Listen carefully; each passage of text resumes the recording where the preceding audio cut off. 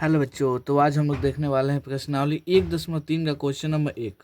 बोला है सिद्ध कीजिए कि √5 एक अपरिमेय संख्या है। ठीक, बहुत आसान है। चलिए कॉपी पे देखेंगे। चलिए यहाँ पे हमको सिद्ध क्या करना है जी कि √5 एक अपरिमेय संख्या है। क्या है जी? अपरिमेय संख्या है। तो अगर अपरिमेय सिद्ध दिखाना है कि अपरिमेय संख्या है तो हम क्या मान के चलेंगे जी कि √5 एक परिमेय संख्या है। तो चलिए इसे बनाते हैं हल। क्या करना है मालूम है ना? इसके विपरीत अपरिमेय पूछा है तो हम परिमेय मान के चलेंगे। ठीक है, तो मानते हैं माना कि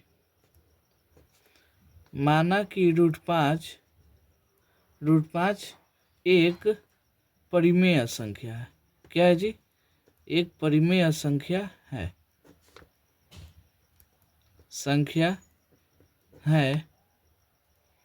तो अगर परिमेय संख्या है तो √5 कैसे हो जाएगा जी?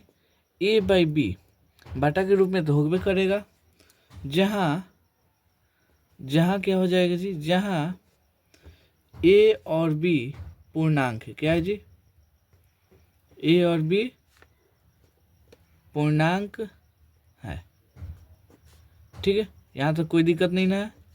क्या माने है जी कि √5 एक परिमेय संख्या है। तो परिमेय संख्या के अनुसार जो परिमेय संख्या होता है उसे हम p/q के रूप में लिख सकते हैं ना, यानी बाटा के रूप में लिख सकते हैं। लिख दिए। ठीक है, अब देखिएगा तो हमको यहाँ से देखिए कितना है जी?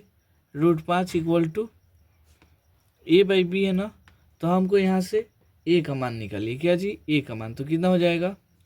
3 से गुणा होगा तो कुछ नहीं, तो 1 है ना। तो a में 1 से होगा तो a हो जाएगा। √5 में b से होगा तो √5b हो जाएगा। ठीक है, कोई दिक्कत नहीं है। अब इसे वर्ग कीजिए। क्या जी? दोनों तरफ वर्ग करने पर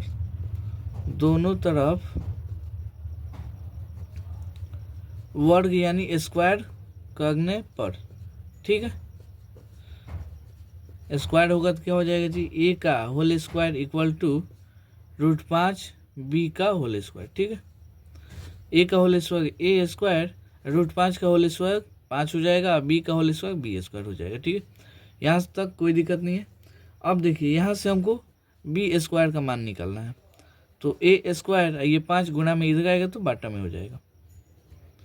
ठीक है, यहाँ पे देखिएगा तो जो जो 5 है वो b स्क्वायर को क्या करता है जी? विभाजित करता है। क्या करता है? विभाजित।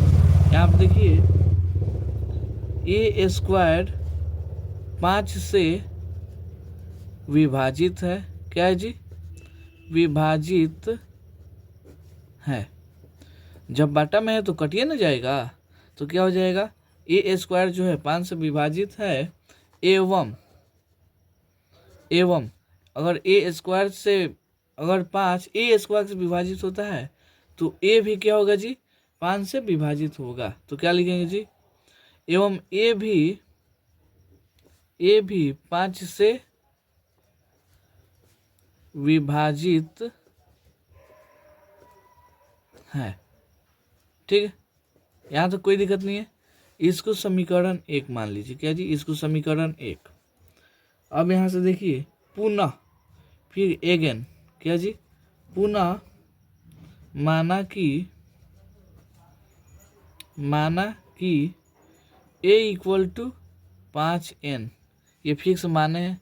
देखिए ये क्वेश्चन ही ऐसा है, इसमें कंसेप्ट एकदम सेम है। सब कुछ एकदम सेम होता है। जितना इस टाइप का क्वेश्चन होता है ना, एक ही प्रकार से ये सब बनता है। ठीक है, तो क्या माना है जी? a इक्वल टू 5n, जहाँ n कोई पूर्णांक है। क्या है जी? जहाँ n कोई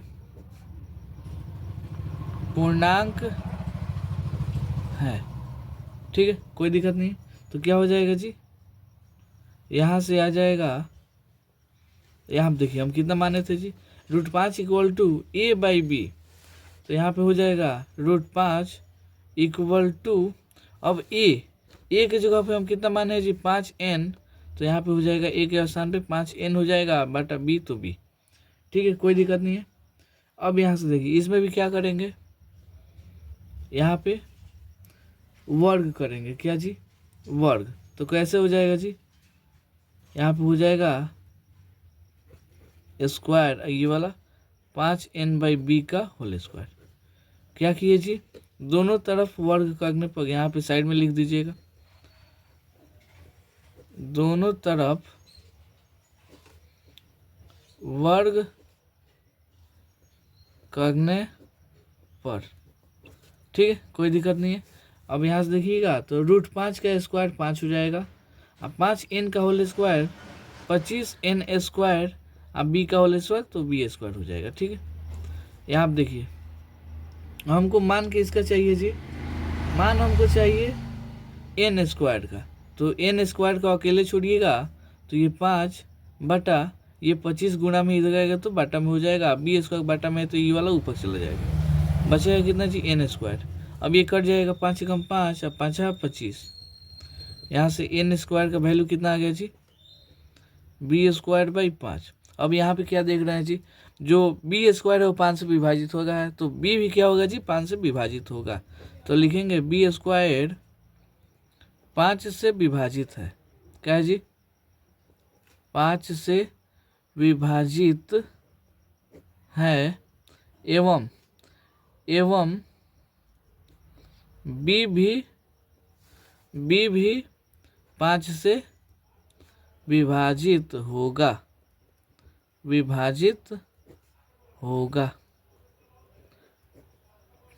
ठीक है, कोई दिक्कत नहीं है। इसको समीकरण 2 मान लीजिए, क्या जी, समीकरण 2। अब यहाँ पे देखिएगा समीकरण 1 और 2 से, क्या जी, समीकरण 1 और 2 से हम पाते हैं, क्या पाते हैं जी, हम पाते हैं कि a और b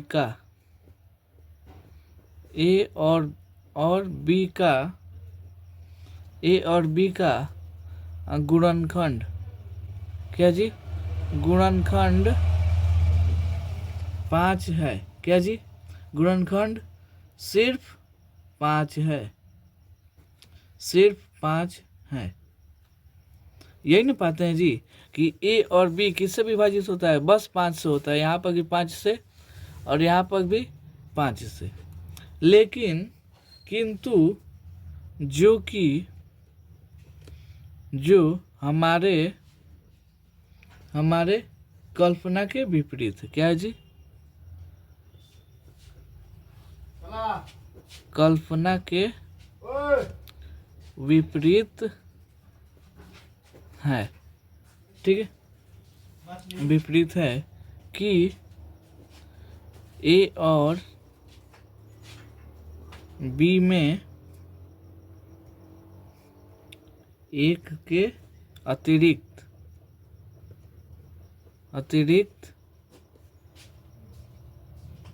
उभयनिष्ठ, अतिरिक्त एक उभयनिष्ठ है, ठीक है, समझ में आया। यहाँ पे समीकरण 1 और 2 से देख रहे हैं कि √5 बस 5 ही उभयनिष्ठ है, लेकिन हमारे कल्पना के अनुसार एक भी क्या है जी, उभयनिष्ठ है, तो हम क्या लिखेंगे जी, अतः √5 एक अपरिमेय संख्या है, क्या है जी, अपरिमेय संख्या है, ठीक है, बस इतना ही था।